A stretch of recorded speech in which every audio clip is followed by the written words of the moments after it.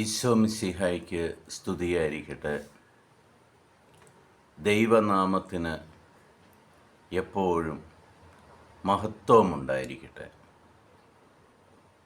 ദൈവവചനം ശ്രവിക്കുവാൻ പ്രഭാതത്തിൽ എഴുന്നേറ്റിരിക്കുന്ന എല്ലാ പ്രിയ മാതാപിതാക്കൾക്കും സഹോദരങ്ങൾക്കും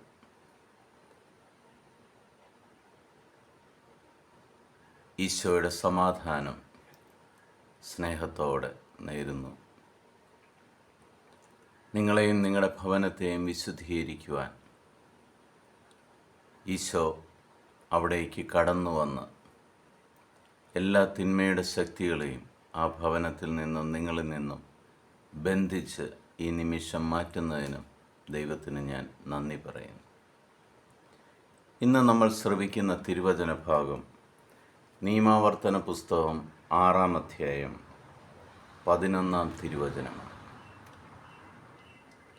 നിങ്ങൾ നിറയ്ക്കാതെ വിശിഷ്ട വസ്തുക്കൾ കൊണ്ട് നിറഞ്ഞിരിക്കുന്ന വീടുകളും നിങ്ങൾ കുഴിക്കാത്ത കിണറുകളും നിങ്ങൾ നട്ടുപിടിപ്പിക്കാത്ത മുന്തിരിത്തോട്ടങ്ങളും ഒലിവ് മരങ്ങളും നിങ്ങൾക്ക് നൽകുകയും നിങ്ങൾ ഭക്ഷിച്ച് സംതൃപ്തരാകുകയും ചെയ്യുമ്പോൾ ദൈവമായ കർത്താവ് ഇന്നേ ദിവസം ഞങ്ങൾക്കൊരു ഭവനമില്ലല്ലോ എന്ന് പറഞ്ഞ് വിഷമിച്ച് കരയുന്ന ദൈവമക്കളോട് നൽകുന്ന ഒരു വാഗ്ദാനമാണ് നിയമാവർത്തന പുസ്തകം 6-ാം അധ്യായം 11-ാം തിരുവചനം. നിങ്ങൾ കഷ്ടപ്പെട്ടോ അധ്വാനിച്ചോ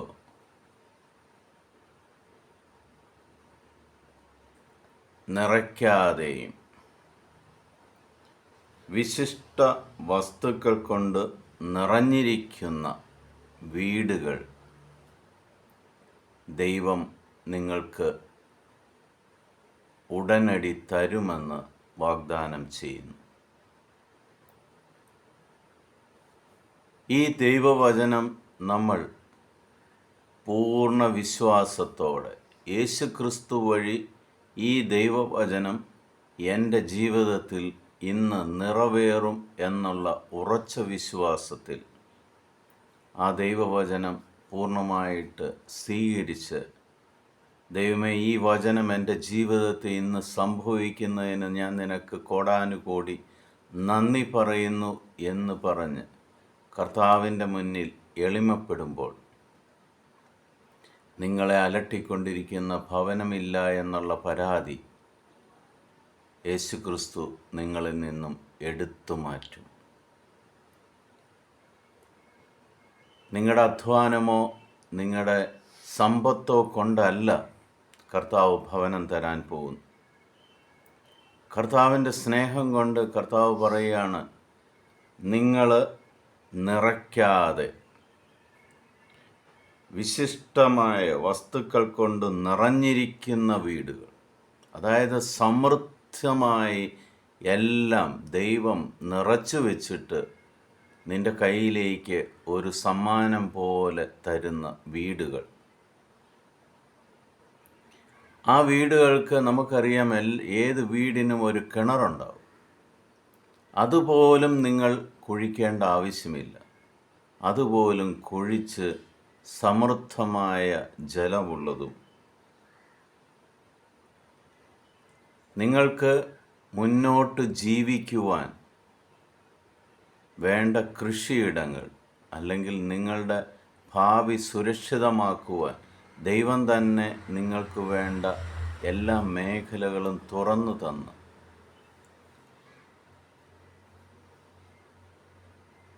നിങ്ങൾ ഭക്ഷിച്ച് സംതൃപ്തരാവുന്നത് വരെ,